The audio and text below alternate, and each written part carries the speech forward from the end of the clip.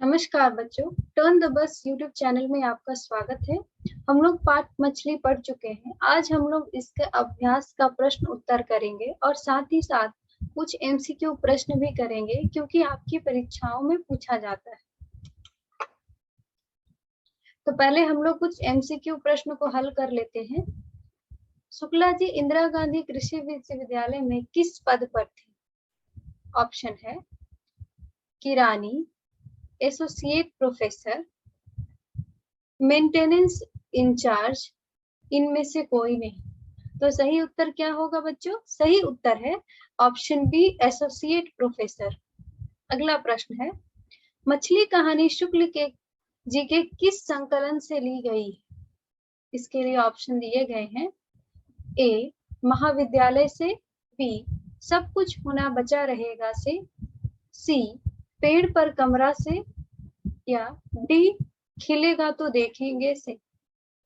तो सही उत्तर है ऑप्शन ए, मछली कहानी महाविद्यालय से ली गई है। तो यह महाविद्यालय कहानी संग्रह से ली गई। अगला प्रश्न है, कथाकार के झोले में कितनी मछलियां थी? यह प्रश्न सबसे आसान प्रश्न है। ऑप्शन है 2, बी 3, सी 4 और डी ऑप्शन है 5। तो सही उत्तर क्या होगा? Option B 3।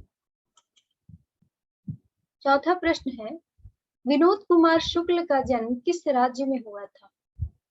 ऑप्शन दिए गए हैं। ए हरियाणा, बी राजस्थान, सी उत्तर प्रदेश और डी छत्तीसगढ़। तो सही उत्तर क्या होगा? सही उत्तर है ऑप्शन डी, छत्तीसगढ़। पांचवा प्रश्न, मछली से कौन डर रहा था?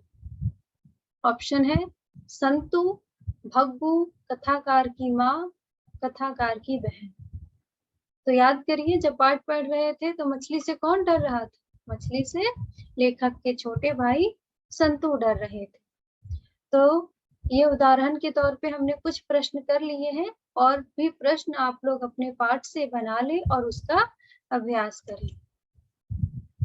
अब हम लोग अभ्यास के प्रश्न को हल करेंगे।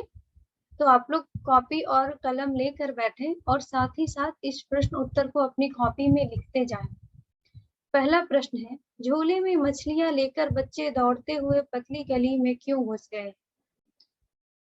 तो झोले में 3 मछलियां थी, उनमें से एक तो खरीदते समय मर गई थी, तो इसलिए बाकी की जो 2 जिंदा मछलियां थी वह मरे नहीं, इसलिए वह दौड़ते हुए जा रहे थे। और पतली गली से इसलिए जाते हैं ताकि क्योंकि वो गली उनके घर से नजदीक भी पड़ती थी और साथ ही साथ दूसरे गली में बहुत भीड़ था, तो वह घर जल्दी पहुंचना चाहते थे, इसलिए उन्होंने पतली गली से सफर तय किया घर तक। दूसरा प्रश्न है, मछलियों को लेकर बच्चों की अभिलाषा क्या थी? यानी जब मछली लेकर बच्चे घर जा रहे थे तो उनके मन में क्या क्या इच्छाएं जाग रही थी?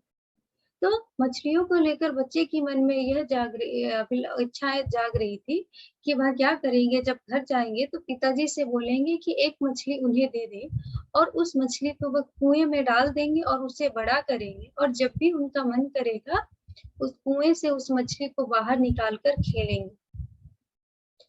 अगला प्रश्न है, मछलियां लिए घर आने के बाद बच्चों ने क्या किया? तो जब मछली लेकर बच्चे घर आ जाते हैं तो उसके बाद क्या करते हैं? तो जैसे ही बच्चे घर आते हैं मछलियां लेकर, वह सीधा कहाँ घुस जाते हैं? नहान घर में। और वह क्या करते हैं? भरी हुई बाल्टी को आधा करते हैं और फिर उसमें मछलियों को डाल देते हैं। क्यों? ताकि मछलियां जिंदा रहें। अगला प्रश्न है, मछली को छूते हुए संतु क्यों हिचक रहा था? यानी वह क्यों झिझक रहा था? तो मछली को छूते हुए वह संतु इसलिए हिचक रहा था क्योंकि उसको मछली से डर लग रहा था। उसको आनंद आ रहा था, उसे पालने का भी मन था, उसके साथ खेलना भी चाहता था, लेकिन मछली से उसे डर लग रहा था, इसलिए वह थोड़ा हिचक रहा था। अगला प्रश्न है, मछली के बारे में दीदी ने क्या जानकारी दी थी? बच्चों ने उसकी परख कैसे की? तो मछली के बारे में उनकी दीदी एक बार उन्हें बताती है कि अगर मछली मर जाती है तो मरी हुई मछली की आंखों में परछाई नहीं दिखती है। तो जो सबसे नीचे दबी मछली थी तो वह मुर्दा सी पड़ी थी, तो वह मरी हुई उनको लग रही थी। तो वह क्या करते हैं, उस मछली को निकालते हैं, पहले पूंछ हिलाते हैं तब भी हरकत नहीं होती है, तब वह क्या करते हैं, मछली की आंखों में झांक कर देखने की कोशिश करते हैं, क्योंकि अगर उन्हें परछाई दिख जाएगी तो उन्हें यह विश्वास हो जाएगा कि मछली जिंदा है। अगला प्रश्न है, संतु क्यों उदास हो गया था? तो संतु जैसे ही घर जाता है तो देखता है उनकी माँ क्या कर रही थी, तो माँ मसाला पीस रही थी, तो इससे उन्हें अनुभव हो जाता है कि मछली अब आज ही बनेगी, तो इसलिए थोड़ी देर बाद मछली कट जाएगी। लेकिन संतु तो और लेखक जो है दोनों मछली को पालना चाहते थे, इसलिए यह जानकर कि मछली आज ही बनेगी वह दुखी हो गए। अगला प्रश्न है, घर में मछली कौन खाता था, वह कैसे बनाई जाती थी? तो पाठ पढ़ रहे होंगे तो आपको याद होगा कि घर में मछली केवल एक इंसान खाते थे, वह थे लेखक के पिताजी, और घर में कोई मछली नहीं खाता। और वह कैसे बनाई जाती थी? तो भग्गू जो उनका नौकर था उसे पहले काटता था, और काटने से पहले वह क्या करता था, चक्कू को पजाता था, और एक पाटा था यानी लकड़ी था जिसके ऊपर रखकर मछली काटा जाता था। पहले भग्गू क्या करता था कि मछली को जोर से उस पत्थर पर पटकता था और उसमें उसके शरीर पे राख मलता था, और उसके बाद चक्कू से अचानक से उसकी गर्दन काट देता था। और यह सब कहाँ होता था? नहान घर में। अगला प्रश्न है, दीदी कहाँ थी और क्या कर रही थी? तो जब लेखक मछली लेकर बाजार से आते हैं तो दीदी कहाँ थी? तो दीदी अपने कमरे में थी, और जब संतु जाते हैं दीदी को देखने के लिए तो दीदी कमरे में लेटी हुई थी और सिसक कर रो रही थी, यानी धीमी आवाज में वह रो रही थी, और वह बार बार हिचकी ले रही थी, यानी रोते हुए कपस रही थी, तो उनका पूरा शरीर हिल रहा था। अगला प्रश्न है, अरे अरे कहता हुआ भग्गू किसके पीछे भागा और क्यों? तो क्या करता है संतु, जब देखता है कि एक मछली कट जाती है तो वह दूसरी जो जिंदा मछली रहती है उसको लेकर घर से भाग जाता है, तो इसलिए संतु को पकड़ने के लिए भग्गू अरे अरे कहते हुए उसके पीछे भागता है कि ताकि उससे मछली छीन सके, क्योंकि उसको डर था कि अगर संतु मछलियों को कुएं में डाल देगा तो लेखक के पिताजी से भग्गू को डांट पड़ेगी, इसलिए अरे अरे कहता हुआ भग्गू संतु के पीछे भाग। अगला प्रश्न, मछली और दीदी में क्या समानताएं दिखाई पड़ी, स्पष्ट करें। तो क्या होते हैं, मछली को काटा जाता है तो मछली भी वह तड़प रही होती है, तो आदमी के जंगल में आकर मछली काटने को विवश थी। पानी के अभाव में अंगोछा में लिपटी मछली लहर रही थी, यानी मछली तड़प रही थी। दीदी कमरा में करवट लिए पहनी हुई साड़ी को सर से तक ओढ़े सिसक सिसक कर रो रही थी। हिचकी लेते ही दीदी का पूरा शरीर सिहर उठता था। तो दीदी का सिहरना यानी धीरे धीरे स्वर में रोना और उनका कपसना, और मछली का लहरना यानी मछली की तड़प, दोनों समान सी दिखाई पड़ रही थी लेखक को। अगला प्रश्न है, पिताजी किससे नाराज थे और क्यों? तो पिताजी नरेन से नाराज थे, जो कि लेखक है, क्योंकि बच्चे मछली के चलते स्वयं परेशान हो रहे थे और साथ ही भग्गू को भी परेशान कर रहे थे, क्योंकि संतु में मछली लेकर भाग गया था, तो इसलिए उनके पिताजी नरेन से नाराज थे। और संतु आगे आगे भाग रहा था और पीछे से भग्गू का भागना भी दिखाई पड़ रहा था। छीना झपटी की स्थिति आ गई थी, तो इसलिए इन हरकतों से लेखक के पिताजी नाराज हो जाते हैं। अब क्या है इन प्रसंगों का आगे है सप्रसंग व्याख्या, यानी आपको इसका अर्थ बताना होगा। अगला प्रश्न है, अगर बाल्टी भरी होती तो ये मछली है, मछली उछलकर नीचे आ जाती कि सप्रसंग व्याख्या करिए। तो क्या होता है, लेखक के साथ यह पहले हो चुका होता है कि जब वह मछली लाते हैं तो फिसलकर उनके हाथ से छूट जाती है और वह नाली में चली जाती है। वे उसे बहुत ढूंढते हैं पर वह मिलता नहीं है। तो इसलिए वह क्या करते हैं इस बार कि नहान घर में जाते ही वह क्या करते हैं, बाल्टी को आधा खाली कर देते हैं ताकि जब उसमें मछलियां डाले तो मछलियां उछलकर बाहर ना गिरे। तो इससे उनका मनोभाव यही है कि वह मछली को बचाना चाहते थे, तो इसलिए वह पहले बाल्टी को खाली करते हैं। तो उनके अंदर की जो सजगता है वह और संवेदनशील जो स्वभाव है इसमें साफ दिखाई पड़ता है। अगला है, और पास से देख परछाई दिखती है कि सप्रसंग व्याख्या कीजिए। तो आपको इसी तरह लिखना होगा कि प्रस्तुत पंक्ति विनोद कुमार शुक्ल की रचना मछली की है। बच्चे मछलियों को परखना चाहते थे कि इनमें जीवित कौन है और मृत कौन। तो लेखक लेखक तो इस तरह से आप लिखेंगे पहले की पंक्ति में कि यह किस पाठ से ली गई है और किनकी रचना है, और उसके बाद उसका अर्थ बताएंगे। क्यों परखना चाहते थे? क्योंकि वह जानना चाहते थे कौन सी मछली जिंदा है और कौन मर गई है। और कैसे परखना चाहते हैं? क्यों एक बार उनकी दीदी ने बताया था कि मरी हुई मछलियों के आंख में मनुष्यों की परछाई नहीं दिखाई देती, तो इसलिए वह मछली की आंखों में झांक कर देखते हैं कि अगर परछाई दिखेगी तो मछली जिंदा होगी, नहीं तो मछली मर जाएगी। तो इसलिए वह लोग मछली की आंखों में अपनी परछाई देखना चाहता था।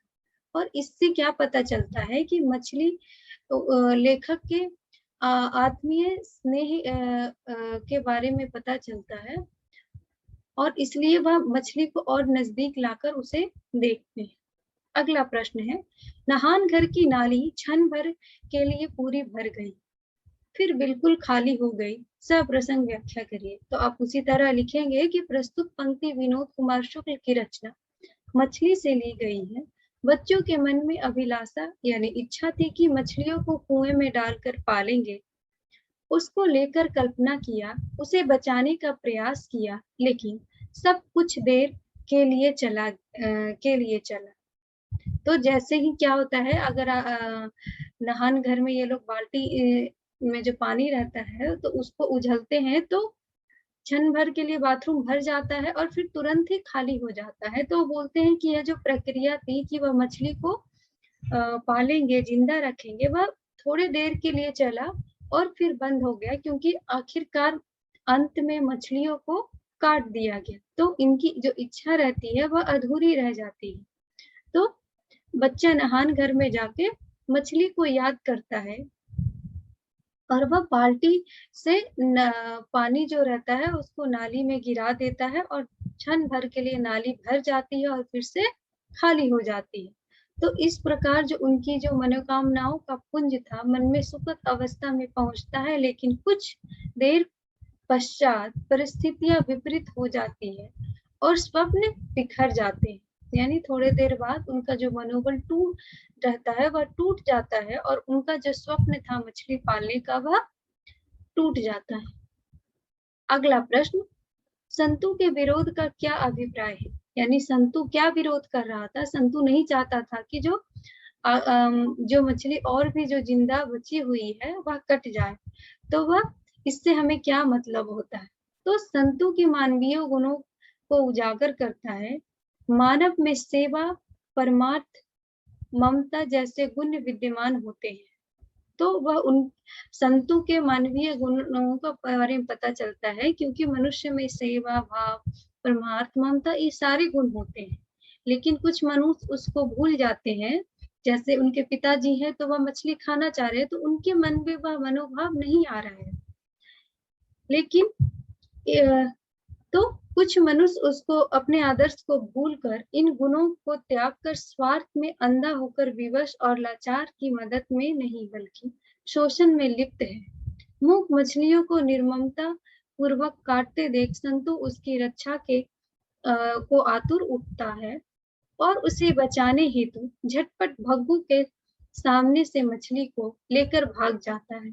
तो वह उनका मन बहुत कोमल होता है और उसको मछलियों के लिए बहुत दुख होता है कि वह कट जाएगी, तो इसलिए वह मछली को लेके भाग जाता है। तो इसका विरोध से यही मतलब है कि आज निस्वार्थ भाव से बेबस, लाचार, शोषित, पीड़ित जनों की रक्षा, उत्थान एवं कल्याण के लिए अग्रसर होना परम आवश्यक यानी बहुत ही आवश्यक है। ममत्व से धैर्य टूट जाता है। सभी प्राणी में अपनी परछाई दिखनी चाहिए। आगे है, दीदी के चरित्र का चित्रण करें। यह महत्वपूर्ण प्रश्न भी हो सकता है, आपके परीक्षा में आ सकता है। तो दीदी का जो व्यवहार पाठ में दिखा है, उससे दीदी के चरित्र के बारे में क्या पता चलता है, वह किस तरह की इंसान थी। तो यह जो कहानी है वह मध्यम वर्गीय परिवार की एक झलक है। तो दीदी घर के यानी चार दीवारी के बीच कठपुतली बनकर रहने वाली एक बालक है। लिंग भेद परिवार में निहित है। पिता की ओर से स्वतंत्र नहीं है, जिससे चलते घर में ही रहकर समय व्यतीत करती है। वह ममता की मूर्ति है, अपने भाइयों के प्रति श्रद्धा रखती है, अटूट होगा। उन्हें प्रत्येक जीवों में अपनी परछाई देखने को शिक्षा देती है। मछली को विवश होकर कट जाना उसके लिए पीड़ादायक है। वह समाज की रूढ़िवादी के बीच मूक रहकर लाचार, बेबस एवं निर्ममता पूर्वक प्रहार को सहन करने वाले की आत्मा की पुकार को अनुभव करके सिसकियां एवं आह भरकर जाने वाली कन्या है।